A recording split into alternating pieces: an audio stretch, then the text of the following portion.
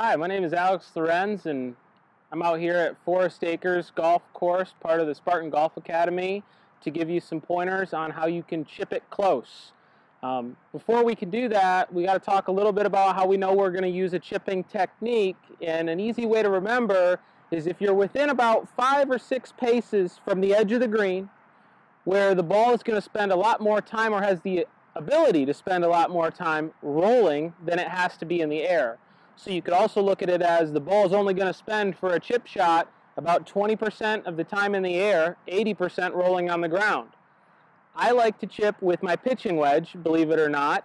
The technique will help me flight it a little bit lower, but you could also use a 9-iron, or you could even use a gap wedge or a sand wedge, because it will still flight the ball a little lower with this technique. So as far as how we're going to set up and execute this shot, the first thing we're going to do is make sure that we play the golf ball in the middle of our stance with our weight slightly favoring the side closest to the target. I say about 60% of my weight's going to be sturdy on my left leg here as I swing, and it's going to stay there the whole time. As far as the rest of the setup, I like to choke down on the club, give myself a little extra control over the club head itself, and then the swing for this shot is going to be predominantly arms and shoulders, very similar to a putt, but making sure that we do not use our wrist to try and help the ball into the air. Again, we're looking for that little lower trajectory that rolls a majority of the time. And so from face on, it would look a little bit like this of a motion, arms and shoulders rocking back and through. I'm going to go ahead and give this one a try.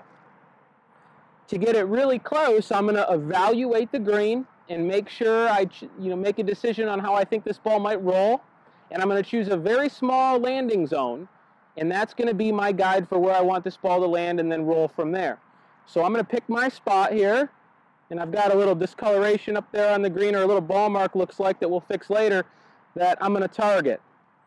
I'm going to set my club face up to it, and then move into position with the ball in the middle.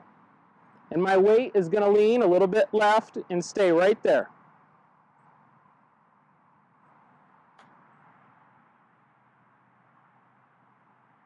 Okay, pretty close, pretty close.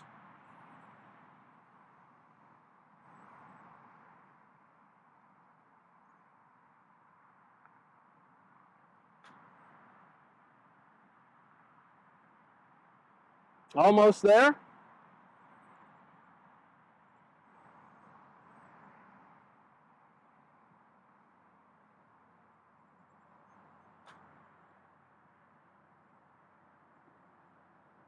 And I think we could make those ones.